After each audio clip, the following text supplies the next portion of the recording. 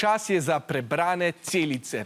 V knjigi do zadnje vrstice, v življenju do prave resnice, v sebi do rdečice, čez eno in drugo lice.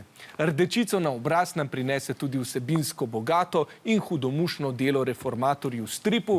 Knjiga ne govori zgolj o piscih in prevajalcih Biblije in slovnice, ampak tudi o pogumu, vzorništvu in velikem poudarku na učenju. Brala sta jo Ema in Juš. Mislim, da nihče nima pravice kratiti ljudem, da bi Božjo voljo in nauk v svojem jeziku in sami spoznavali, kakor hočejo papisti Biblijo z latinščino zakriti in jo svoj brit neukemu preprostemu človeku tolmačiti. Hvala, Ema. To so bile besede Jurija Dalmatina, ki je v svoji magistrski tezi zagovarjal, da bi moral narod cerkvene pridige razumeti, ne pa da jim pridigajo v latinščini. Ema, kako misliš, da so se Slovenci in Slovenke takrat počutili, ko so jim pridigali v praktično nerazumljivem jeziku? Jaz mislim, da so se počutili slabo, saj je bila vera velik del njihovega življenja in kar je pomembno za tvoje življenje, moraš tudi razumeti. Ja, seveda. V stripu se pojavi tudi Primož Trubar, veliki vzornik Jurija Dalmatina. Imaš tudi ti kakšnega vzornika? Ja, imam. Moja vzornica je Janja Garnbret, saj rada pleza in bi rada plezala tako dobro kot ona. No, sicer pa lahko Jurija Dalmatina v tej knjigi spremljamo vse od vstopa v šolo naprej. Avtor knjige Boštjan Gorenc, si želel s tem Dalmatina približati mlajšim bralcem? Ja, tukaj je ta element tega, da se mladi bralci lahko poistovetijo z enim likom, ampak predvsem ga spremljamo od mladih nog zaradi tega, ker sem hotel pokazati, kako so ga njegovi učitelji, njegovi mentorji že od malih nog pripravljali na to, da bo storil nekaj velikega. Namreč, ko so v njem prepoznali izjemen talent, so storili vse, da bi lahko potem prevedel Biblijo v celoti. Od tega recimo, da je, ko je študiral v Tübingenu in so drugi lahko popoldne žurali, je on prevajal in bral slovenska besedila, da ni izgubil stika s slovenščino. Kaj pa je moral Dalmatin skupaj s svojim učiteljem Bohoričem vse prestati, da je sploh izšel slovenski prevod Biblije?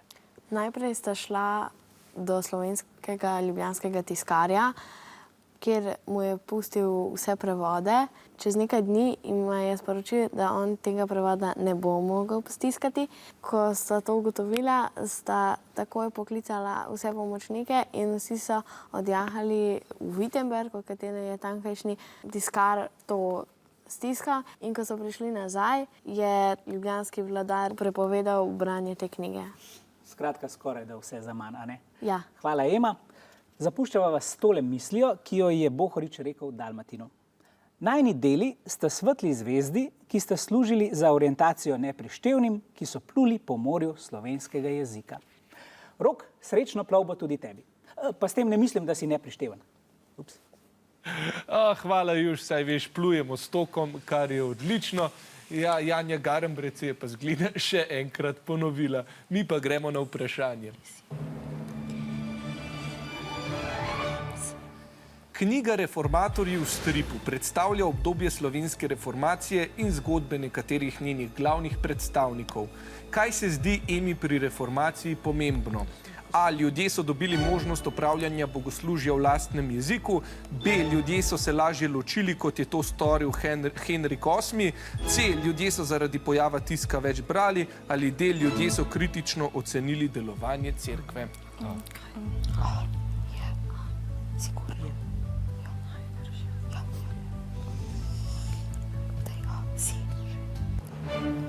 Aha, obe ekipi mislita, da je pravilen odgovor A.